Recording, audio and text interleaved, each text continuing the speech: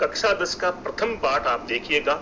उस पाठ का नाम जय सुर भारती है और उसका मैं आपको थोड़ा आमुख बता दूं, प्रस्तावना बता दूं। उसमें सरस्वती की वंदना की गई है। पाठ बहुत सरल है। मैं आपका ध्यान आकृष्ट करना चाहूंगा प्रस्तावना के ऊपर। देखिएगा, वाणी वंदना गीत इयम। ये वाणी वंदना वाणी की प्रार्थना का गीत है। इयम स्त्रीलिंग है। सरला सरसाद सरस्वती वंदना गीतिरियम कवि पुंगवेन डॉक्टर हरिराम आचार्य ने विरचिता आसीत। सरल और सरस सरस्वती वंदना की ये गीत। पुंगव कहते हैं श्रेष्ठ को।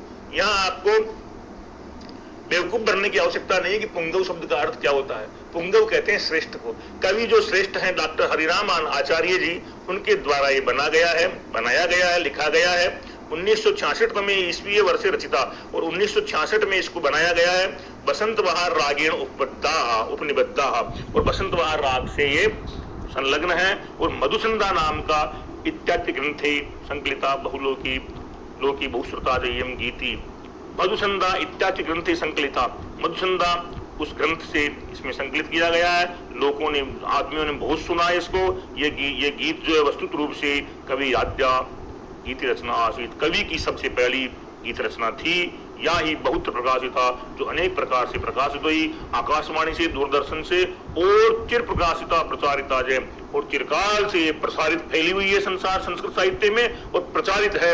आइए देखिए, अपन इसका आदर्श वाचन करके मैं आपको चाहता हूं इसको सरल करूं।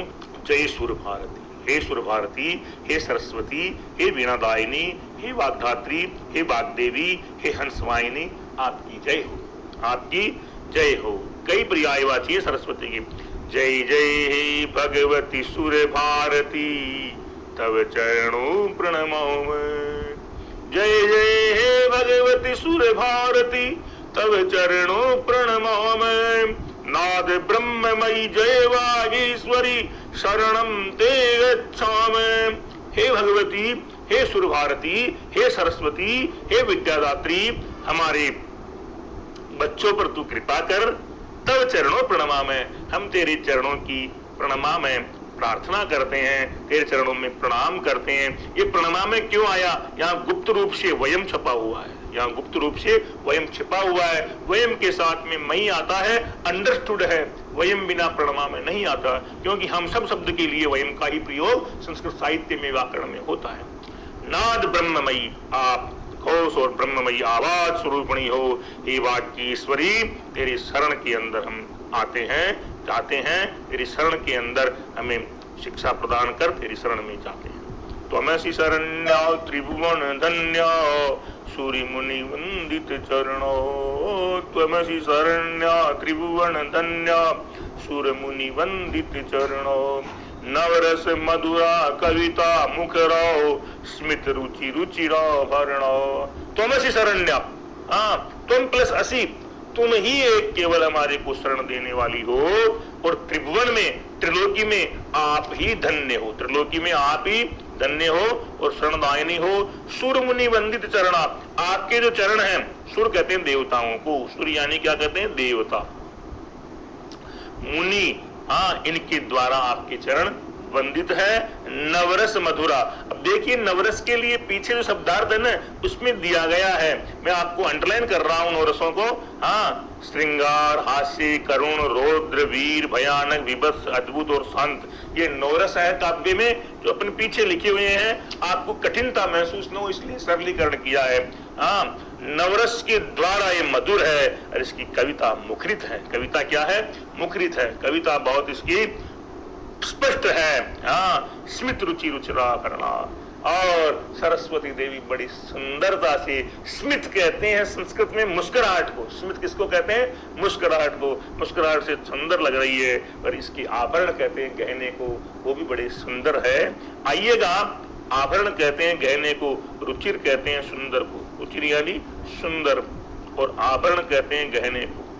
आभरण यानी गहना। आसीना भव मानस हंसे, कुंद तुहिन शशि धवले। आसीना भव मानस हंसे, कुंद तुहिन शशि धवले। हर जड़ताम कुरु बोधि विकासम, सित पंकज तनु विमले। क्या बात कही है कवि ने, साधुवाद का पात्र है। भवमना आप, हाँ तुम मान सरोवर में, हाँ मन रूपी हंस के अंदर हाँ बैठी हुई है, और यो कहिए हर मानस के हंस में आप बैठी हुई है, या यो कहिए आप हंस के ऊपर आपकी सवारी है। आसीना का मतलब सवारी है।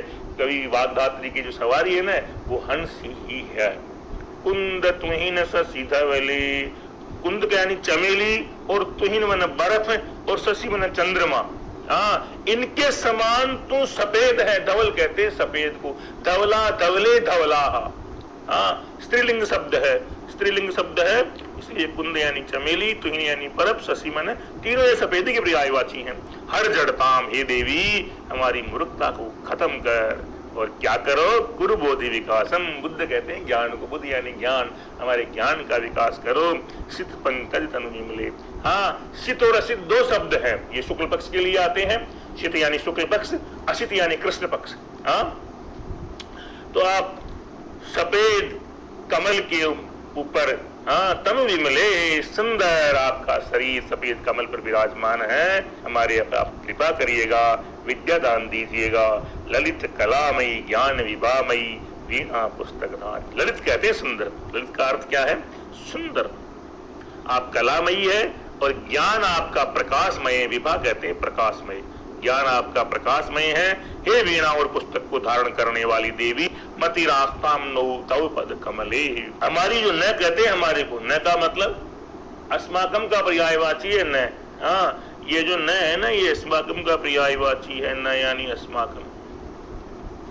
हमारी बुद्धि को आप, बुद्धि में बैठो आप आकर के, तव पद कमले, आपके चरण कमलों के अंदर हम प्रणाम करते हैं। अय कुंठा विषहारणी, अरे देवी आप कुंठा रूपी जहर को हरने वाली हो, आपकी जय हो, आपकी जय हो। हाँ हे माता, आपके चरणों में हम प्रणाम करते हैं। देखिए बच्चों, ये पहला पाठ आपको आज पूरा किया। शुरू से आप शब्दार्थ याद करिएगा, और वस्तुनिष्ठ प्रश्नों को, पहला प्रश्न जो है ना, देखो संबोधन, जो पहला प्रश्न में जो संबोधन नहीं है, तो संबोधन क्या नहीं है, मानस हंस से संबोधित नहीं है संबोधन। और इस वंदना को लेकर कितने संबोधन दिए गए हैं, इस वंदना को लेकर 10 संबोधन दिए गए हैं। कितने संबोधन, 10 संबोधन दिए गए हैं। अस्या गीत्या तस्या वंदना विधीयते, इसमें किसकी वंदना की गई है, इसमें वंदना की गई वाग्देव्या, वाणी सरस्वती की। वागीश्वरी का संधि विच्छेद वाग प्लस ईश्वरी, ऐसा ही है इसमें। पहला पाठ आपका पूरा हुआ, ये पाठ आप देखेंगे ऐसी मेरी आशा है। और अब आपका नमस्कार, अपना आज का वीडियो यही समाप्त होता है।